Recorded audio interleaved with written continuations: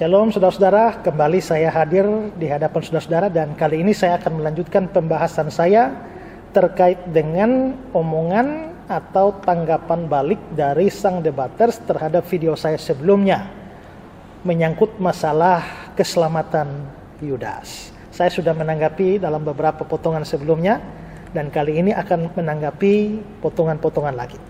Nah, mari kita saksikan potongan yang akan saya tanggapi ini. Lanjut ke ayat yang ke-70 dan 71. Jawab Yesus kepada mereka, "Bukankah aku sendiri yang telah memilih kamu yang 12 ini? Namun seorang di antaramu adalah iblis." Ya, aku memilih kamu 12.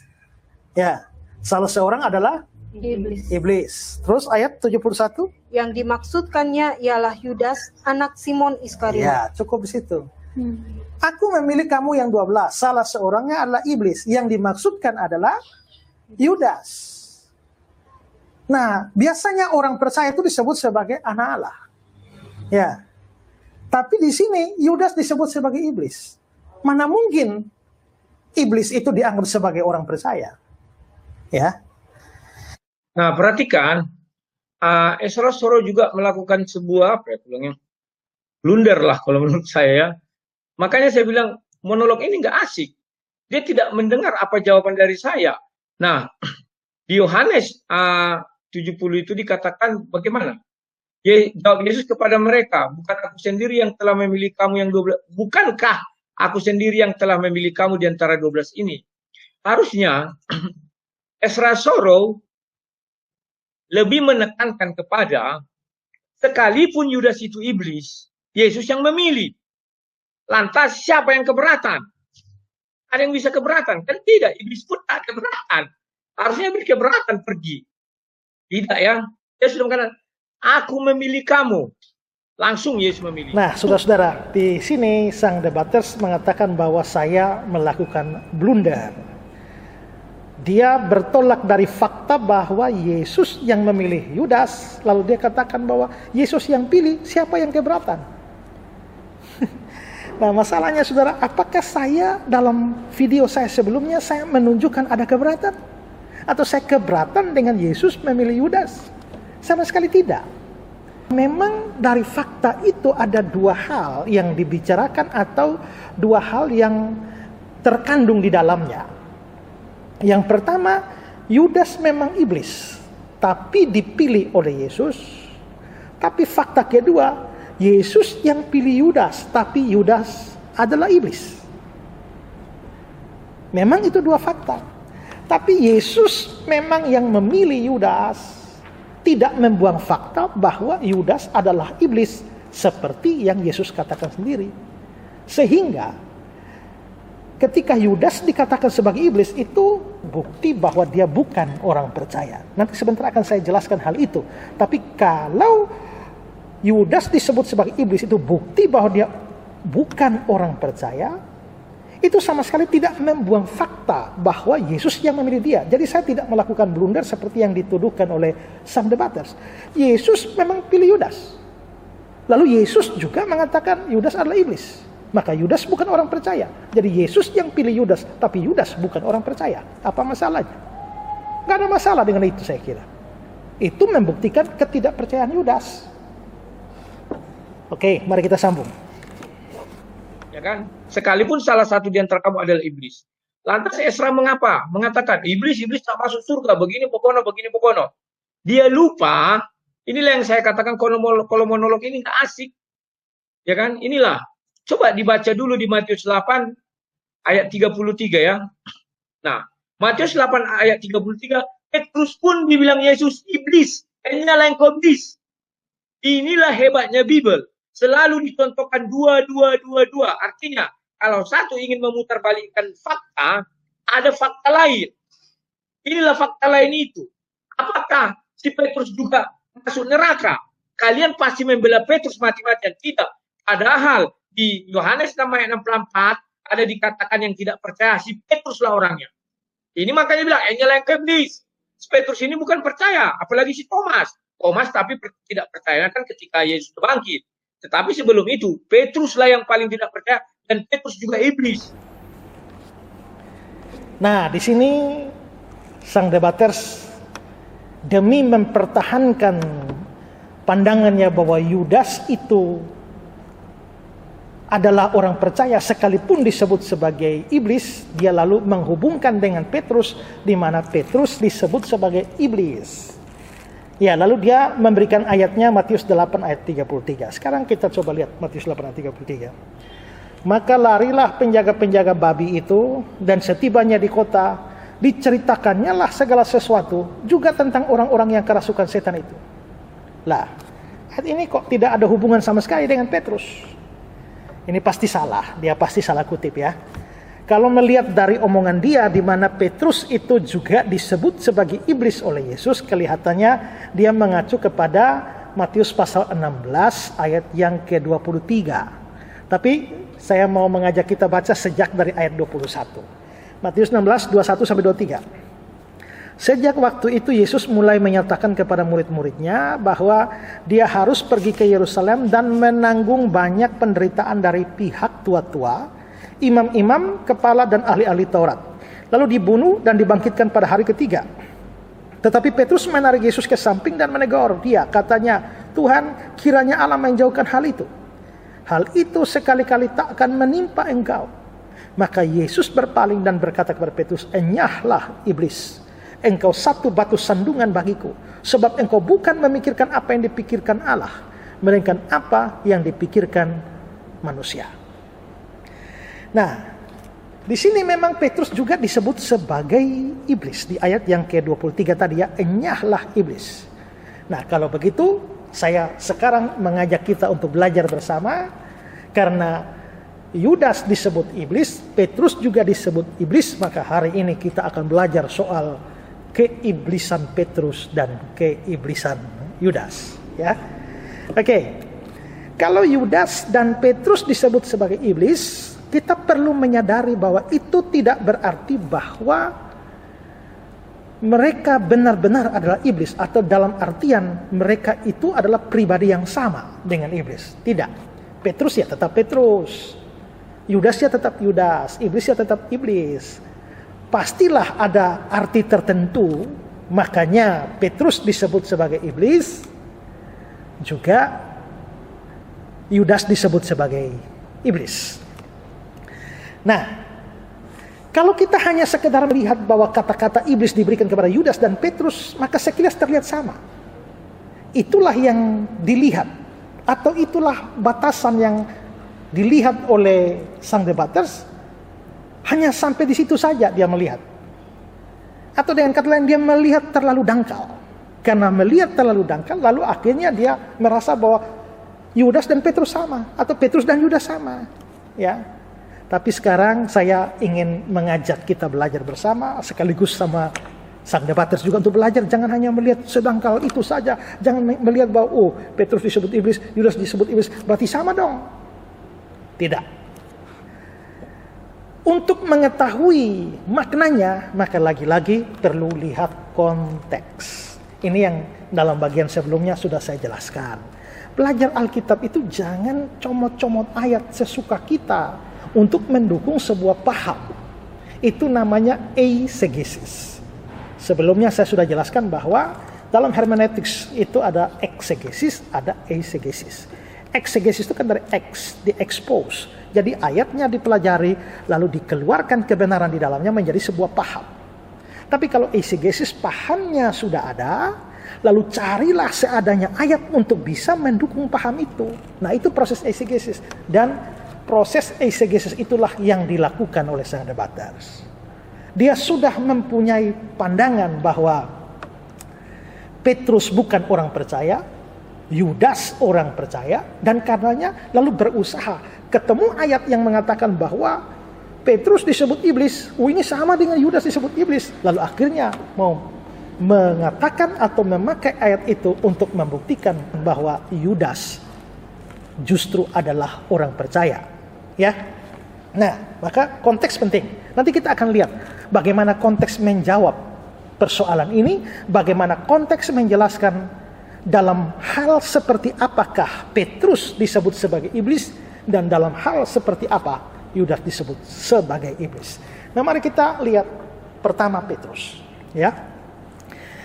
Nah, karena tadi Petrus disebut sebagai iblis, enyahlah iblis itu di Matius pasal 16 ayat 23, maka kita harus lihat konteks. Konteks ini kan seperti saya sudah jelaskan, ini ayat-ayat sebelumnya.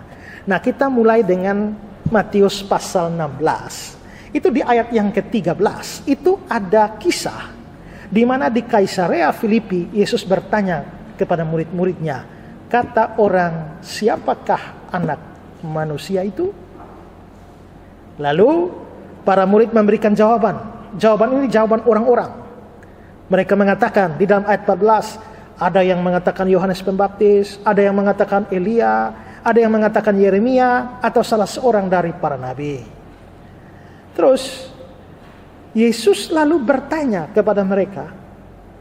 Ini pertanyaan yang lebih bersifat pribadi. Kalau tadi mereka memberikan jawaban dari orang banyak, sekarang Yesus bertanya kepada mereka, apa katamu, siapakah aku ini?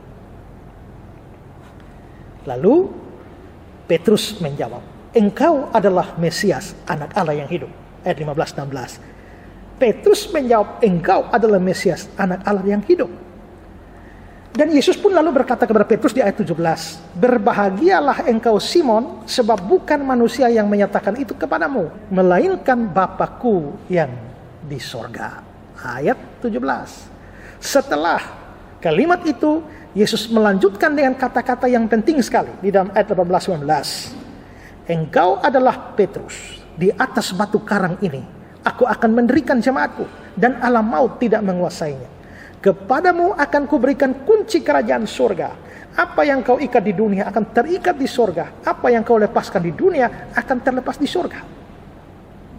Setelah semua ini terjadi, baru masuk ke ayat yang ke-21. Terjadilah peristiwa itu. Kita baca ulang lagi.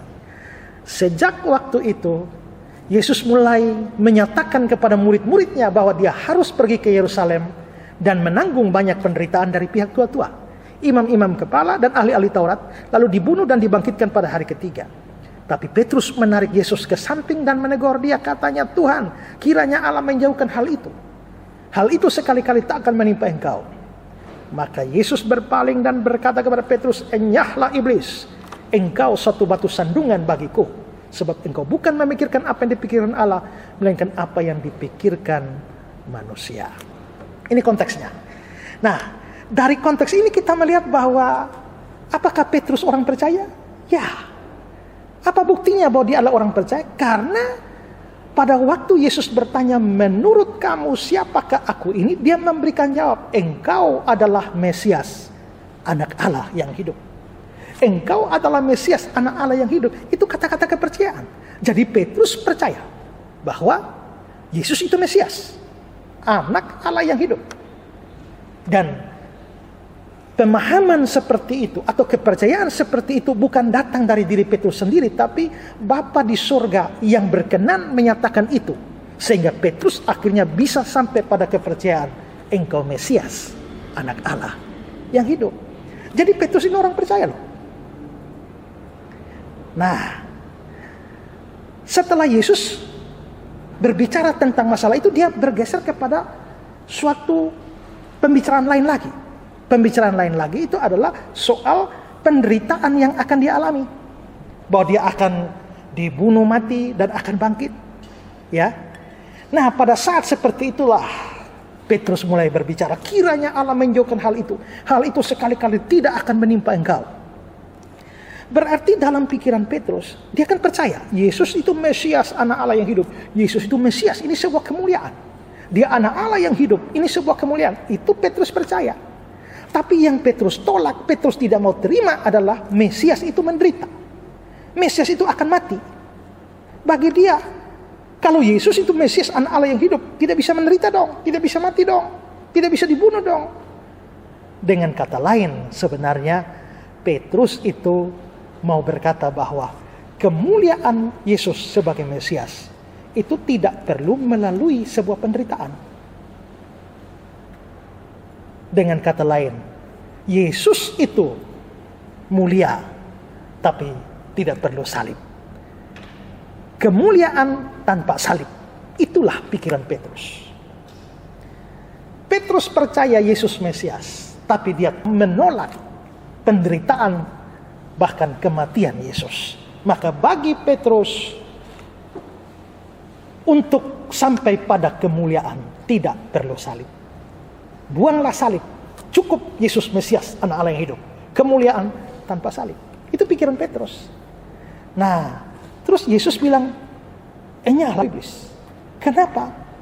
Karena rupanya pikiran Petrus bahwa kemuliaan bisa didapatkan tanpa salib. Bisa segera mulia, tidak harus menderita, tidak harus sengsara, tidak harus mati, tidak harus salib. Itu sebenarnya pikiran yang sama dengan pikiran iblis. Ingat bahwa iblis pernah mencoba Yesus di padang gurun. Dan salah satu pencobaan dia, mari kita lihat dalam Matius pasal 4 ayat 8 dan 9. Dan iblis membawanya pula ke atas gunung yang sangat tinggi dan memperlihatkan kepadanya semua kerajaan dunia dengan kemegahannya. Dan berkata kepadanya, semua itu kuberikan padamu jika engkau sujud menyembah aku. Jadi iblis menawarkan dunia ini kepada Kristus. Seluruh kerajaan dunia ini. Untuk mendapatkan itu cukup dengan cara mudah, yaitu sujud menyembah iblis. Tak perlulah salib, tak perlulah menderita, tak perlulah sengsara. Kemuliaan bisa didapat tanpa salib. Kemuliaan bisa didapat tidak harus lewat penderitaan, tidak harus lewat sengsara, tidak harus lewat salib. Cukup sujud saja dapat. Jadi di sini pikiran iblis adalah kemuliaan tanpa harus melalui salib. Ternyata pikiran iblis ini persis seperti yang ada di dalam pikiran Petrus. Yaitu dia percaya Yesus Mesias, anak Allah yang hidup, tapi jangan menderita dong. Jangan sengsara, jangan mati. Maka di sini kita bisa lihat bahwa pikiran Petrus yang dia sampaikan kepada Yesus itu mirip atau cocok dengan pikiran iblis. Atau bahkan bisa jadi atas pengaruh iblislah sehingga Petrus mempunyai pikiran demikian. Nah, karena Yesus yang pernah dicobai oleh iblis tahu itu pikiran iblis dan dia melihat pikiran yang sama di dalam Petrus, maka dia langsung menghardik, enyahlah iblis. Nah, apa yang bisa kita simpulkan dari konteks ini yang sudah saya jelaskan tentang Petrus? Penyebutan Petrus sebagai iblis, enyahlah iblis oleh Yesus, itu disebabkan karena kesamaan pikiran antara Petrus dan iblis, yakni kemuliaan tanpa salib. Jadi, penyebutan iblis kepada Petrus tidak ada hubungan dengan ketidakpercayaan. Justru dia percaya Yesus Mesias, anak Allah yang hidup. Ya. Kalau dalam hal itu Petrus justru adalah orang percaya, dan bahkan Yesus sendiri mengkonfirmasi, Bapa sendiri yang menyatakan hal itu kepada Petrus. Jadi kesimpulannya apa? Petrus itu orang percaya hanya pada saat bicara penderitaan pikirannya mirip dengan pikiran iblis. Itulah sebabnya Yesus bilang, enyahlah iblis, karena Yesus bisa melihat bahwa pikiran Petrus sedang dipengaruhi oleh iblis, atau pikiran Petrus mirip dengan pikiran iblis. Maka dia hardik. Tapi penghardikan itu atau penyebutan iblis itu tidak membuang fakta bahwa Petrus memang orang percaya. Engkau Mesias, anak Allah yang hidup. Nah, itu Petrus. Ini menarik ini, belajar. Jadi memang adanya sang debaters begini juga bagus juga lah ya. Supaya kita bisa belajar firman Tuhan dengan lebih dalam. Bisa belajar melihat satu ayat itu tidak terlepas dari konteksnya. Terima kasih sang debaters karena Anda membuat banyak orang dapat pelajaran berarti. Supaya orang tidak menafsir ayat secara comot-comot ayat seperti yang Anda lakukan. Nah, itu Petrus ya. Sekarang kita lihat Yudas. Nah, kalau bicara soal Yudas, ini kan di Yohanes pasal 6 ya. Karena itu maka saya mau kita kembali melihat konteks. Dalam part sebelumnya, video saya sebelumnya, saya sudah jelaskan konteksnya di Yohanes pasal 6. Saya tidak akan menjelaskan lagi, saya mau mencuplik saja konteksnya. Nanti saya akan memberikan penjelasan lanjutan.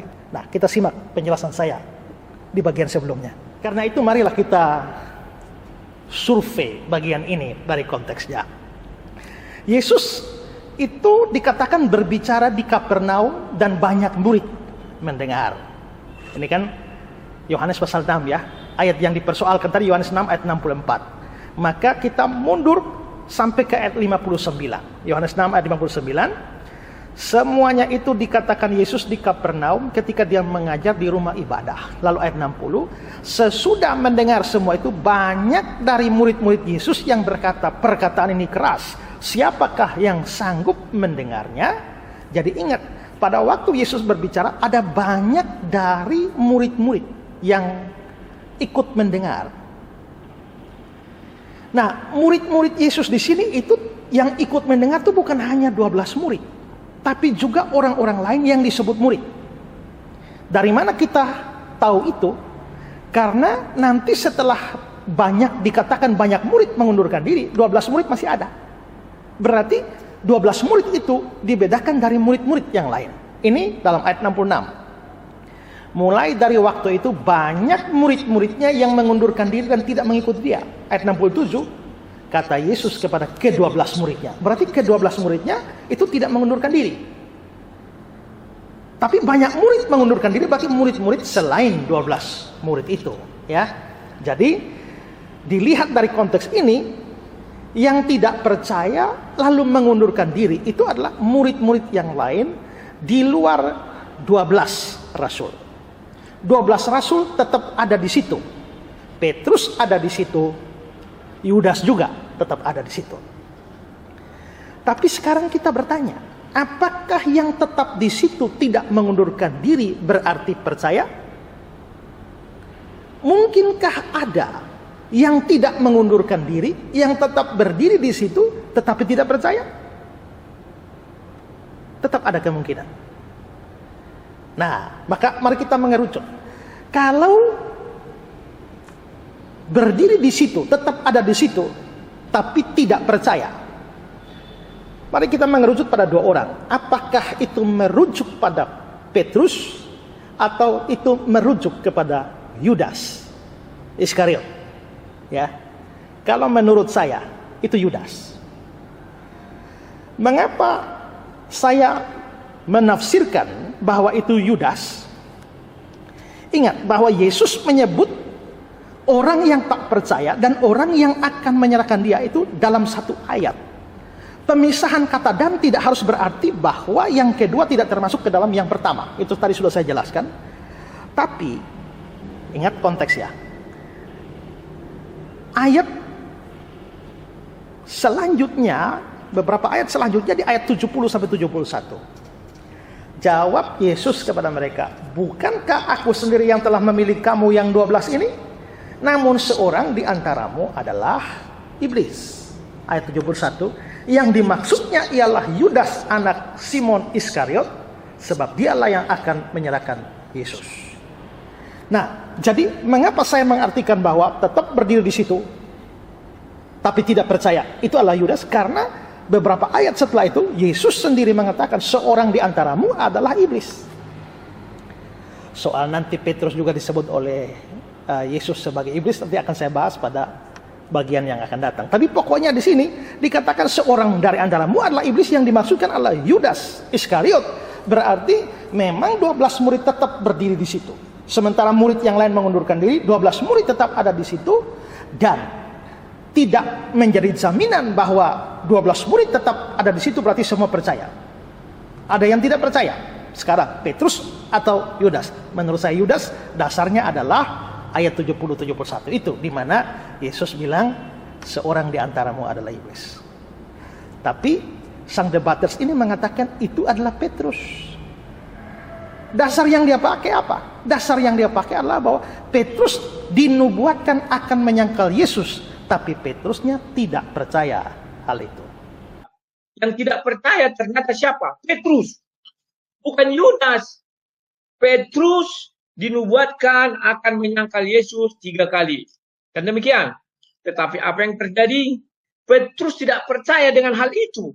Bahwa Petrus selalu merasakan dia adalah pahlawan, superhero, yang akan menaklukkan orang tentara-tentara itu dan membebaskan Yesus.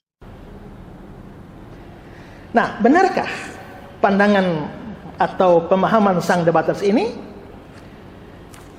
Begini, menurut saya sang debaters ini lari terlalu jauh dari konteks ayat ini.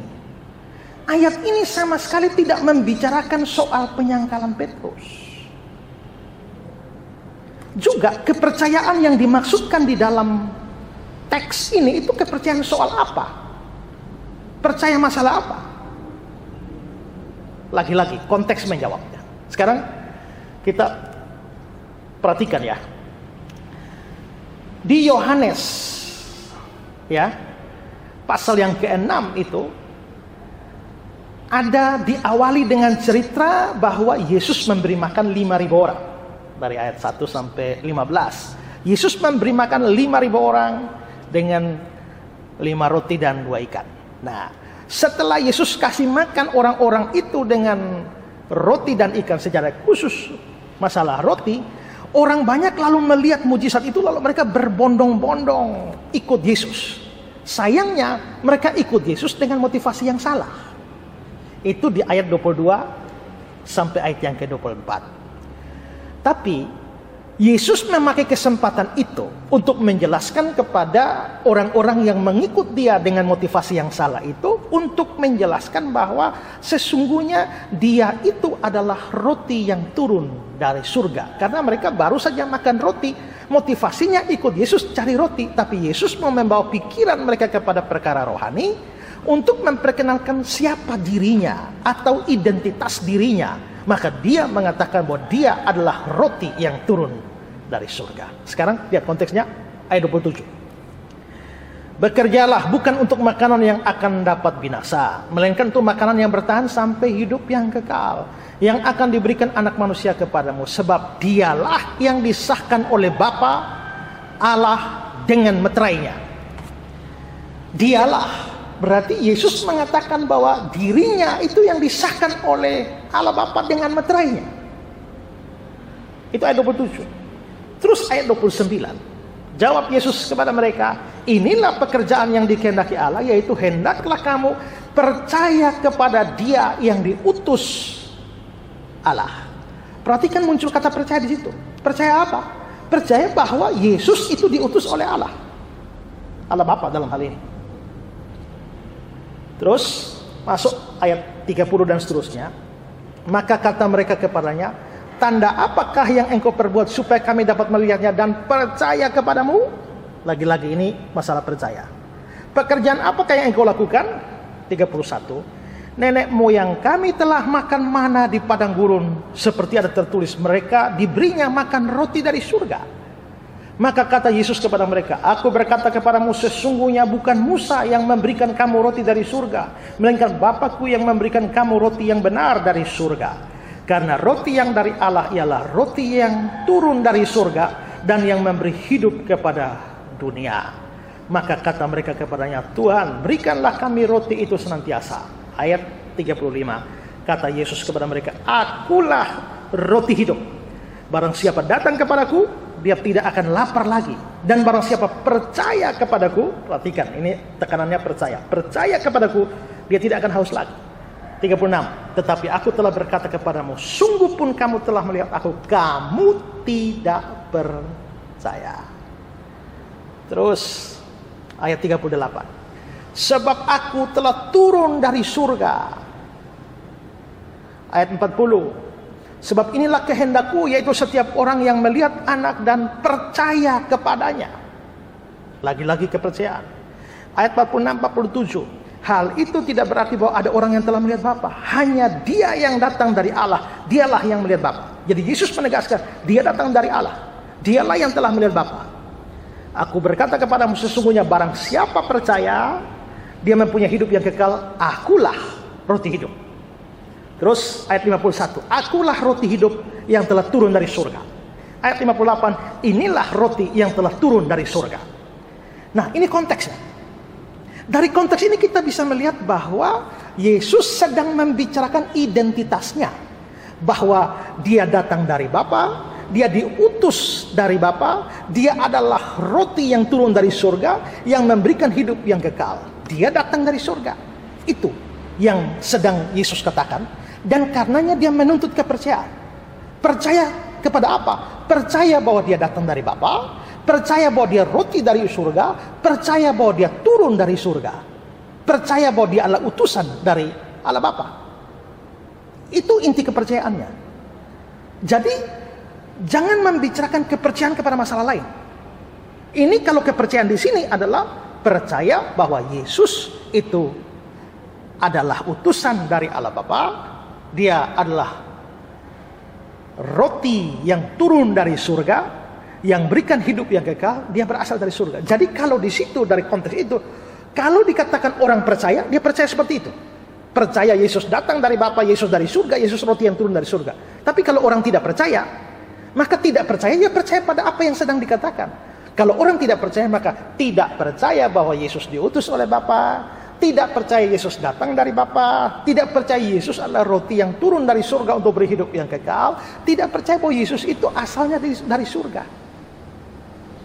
Nah, dari konteks ini terlihat masalah kepercayaan atau ketidakpercayaan terhadap masalah apa, ya. Nah, jadi kalau sang debaters bilang yang tidak percaya di situ itu adalah Petrus, kenapa? Petrus dinubuatkan akan menyangkal Yesus 3 kali. Dan demikian. Tetapi apa yang terjadi? Petrus tidak percaya dengan hal itu. Salah, Mas. Karena konteks ayat ini tidak membicarakan nubuat bahwa Petrus akan menyangkal Yesus. Ini namanya comot ayat lalu diartikan sesuka sendiri. Tidak, harus dari dalam konteks. Jadi kalau dikatakan ada di antaramu ada yang tidak percaya, maka tidak percaya itu bukan tidak percaya nubuat bahwa akan menyangkal, tidak percaya bahwa Yesus itu datang dari Bapa, tidak percaya bahwa Yesus itu utusan Allah Bapa, tidak percaya bahwa Yesus itu adalah roti yang turun dari surga, tidak percaya bahwa asal Yesus dari surga. Itu konteksnya. Nah, kalau konteksnya sedemikian, maka sekarang kita bertanya, yang percaya siapa? Yang tidak percaya siapa? Menurut saya, yang tidak percaya adalah Yudas. Karena saya sudah tunjukkan beberapa ayat setelah itu, Yesus langsung mengatakan bahwa aku memilih kamu yang 12, tapi salah satu di antara kamu adalah iblis. Sang debaters mengatakan Petrus. Benarkah Petrus tidak percaya? Ingat ya, percaya di sini harus sesuai konteks. Nah, sekarang lihat ayat 68. Jawab Simon Petrus kepadanya, Tuhan, kepada siapakah kami akan pergi? Perkataanmu adalah perkataan hidup yang kekal, dan kami telah percaya dan tahu Engkau adalah yang kudus dari Allah. Kami telah percaya dan tahu bahwa Engkau adalah yang kudus dari Allah. Di sini memang Petrus membicarakan kami, karena kelihatannya dia mau berbicara mewakili teman-temannya. Dia mengira bahwa teman-temannya semua percaya, tapi dia tidak tahu bahwa satu tidak percaya, yaitu temannya sendiri Yudas. Tapi pada waktu dia menggunakan kata kami, itu dia termasuk di dalamnya. Karena dia termasuk di dalamnya, maka sesungguhnya Petrus sendiri memberi pengakuan bahwa dia percaya dan tahu Yesus itu adalah yang kudus dari Allah. Nah, setelah memahami konteks semacam itu, maka jelas yang tidak percaya itu Yudas. Justru Petrus percaya. Nah, itu yang sudah saya jelaskan dalam bagian sebelumnya, konteks itu, ya. Dan di dalam Yohanes 6 ayat 68 dan 69 ini, mari kita lihat lagi. Jawab Simon Petrus kepadanya, Tuhan, kepada siapakah kami akan pergi? Perkataanmu adalah perkataan hidup yang kekal, dan kami telah percaya dan tahu bahwa Engkau adalah yang kudus dari Allah. Perhatikan bahwa Petrus menggunakan bentuk jamak. Kami akan pergi, kami telah percaya. Berarti di sini Petrus tidak bicara hanya untuk diri sendiri, tapi dia bicara mewakili teman-temannya yang 11 orang lagi, karena di situ ada 12 murid. pasti Petrus secara pribadi itu termasuk di dalam kami. Maka dari situ kita tahu bahwa Petrus memang orang percaya.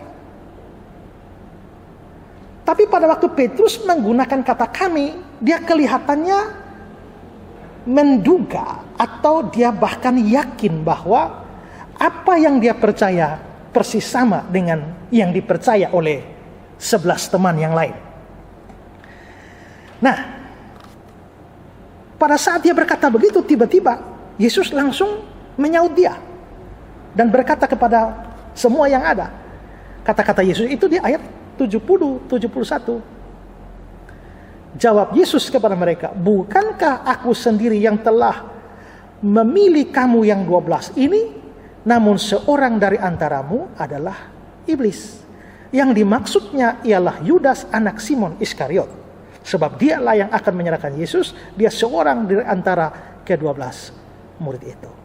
Dari konteks ini terlihat ya, bahwa kata-kata Yesus di dalam ayat 70 dan 71 itu reaksi langsung terhadap ungkapan kepercayaan Petrus yang mewakili teman-temannya di ayat 68 dan 69. Begitu Petrus mengatakan, kami telah percaya, Yesus langsung mengatakan, aku memilih kamu yang 12, tapi salah seorang di antara kamu adalah iblis. Dengan kata lain, menurut Petrus, dia dan 11 temannya semua percaya Yesus itu utusan Allah, Yesus itu datang dari surga, Yesus itu adalah roti yang turun dari surga yang memberikan hidup yang kekal kepada manusia. Tapi keyakinan Petrus bahwa dia dan 11 temannya, dan karena itu mereka 12 sama-sama percaya, langsung dibantah oleh Yesus. Yesus membantah, aku sendiri telah memilih kamu yang 12, namun seorang daripadamu adalah iblis, yang dimaksudkan adalah Yudas. Berarti dari kata-kata Yesus ini jelas bahwa Yesus tidak setuju dengan, atau Yesus mengoreksi kata-kata Petrus, keyakinan Petrus. Petrus mengira mereka 12 semuanya percaya. Tapi Petrus tidak sadar, dia tidak tahu bahwa ada yang tidak percaya. Tapi Yesus tahu, makanya Yesus bilang, aku pilih kamu 12. Tapi satu adalah iblis. Di sini dari konteksnya ada kan Petrus bicara soal kepercayaan. Tapi kalau Yesus membantah itu, maka dengan kata lain, Yesus mau berkata, kamu 11 yang lain memang percaya. Tapi yang satu ini, dia tidak percaya, dia iblis. Kalau begitu, penyebutan Yudas sebagai iblis itu berkaitan dengan ketidakpercayaannya.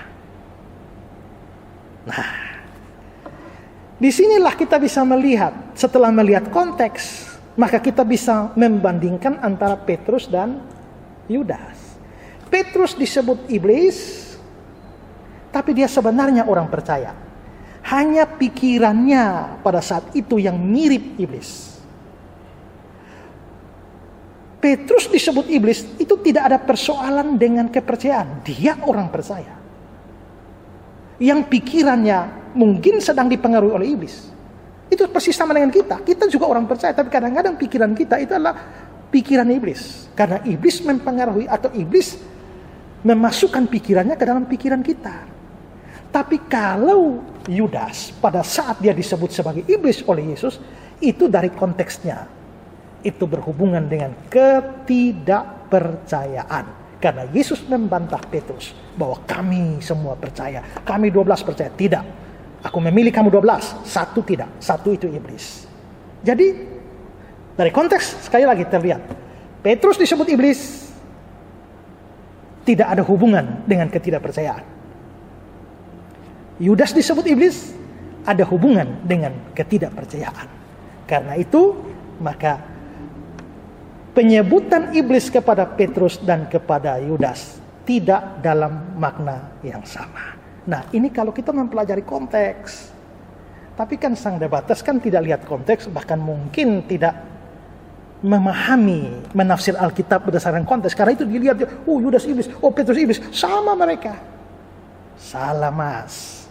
Ya, belajar Alkitab tuh harus lihat konteks. Kalau lihat konteks baru terlihat bedanya. Ya. Karena itulah maka berdasarkan ayat-ayat itu di mana Yohanes 6 ayat 70 di mana Yesus menyebut Yudas sebagai iblis. berarti Yudas memang bukan orang percaya. Petrus tetap percaya, Yudas bukan orang percaya. Karena Yudas bukan orang percaya, bagaimana orang yang tidak percaya bisa selamat? Yudas bukan orang percaya, dan tak mungkin orang tidak percaya bisa selamat. Ya, kali ini penjelasan saya sampai di sini dan semoga ini mencerahkan saudara sekalian. Saya senang bisa berbagi, bukan semata-mata hanya untuk sang debaters. Kalau untuk sang debaters sendiri nanti lanjut di debat saja, ya. Tapi ini penting bagi kita semua untuk belajar menafsir kitab suci. Maka saya membuat pelajaran-pelajaran semacam ini dan semoga pelajaran ini berguna bagi saudara sekalian dan harapan saya berguna juga bagi sang debaters supaya lain kali bisa menafsir Alkitab dengan baik. Apalagi saya lihat sang debaters ini juga banyak berdebat dengan orang-orang kepercayaan lain, agama lain yang menyerang kekristenan. Maka mari siapkan diri, belajar Alkitab dengan baik, karena seringkali orang tidak percaya juga menyerang kita dengan ayat-ayat kita di Alkitab kita. Tapi gampang dijawab kalau kita belajar melihat satu ayat tidak terlepas dari konteksnya. Semoga ini berguna bagi kita sekalian. Saya masih akan terus membahas lagi potongan-potongan dari sang debater sebagai bahan pelajaran bagi kita. Tuhan Yesus memberkati kita semua. Salam.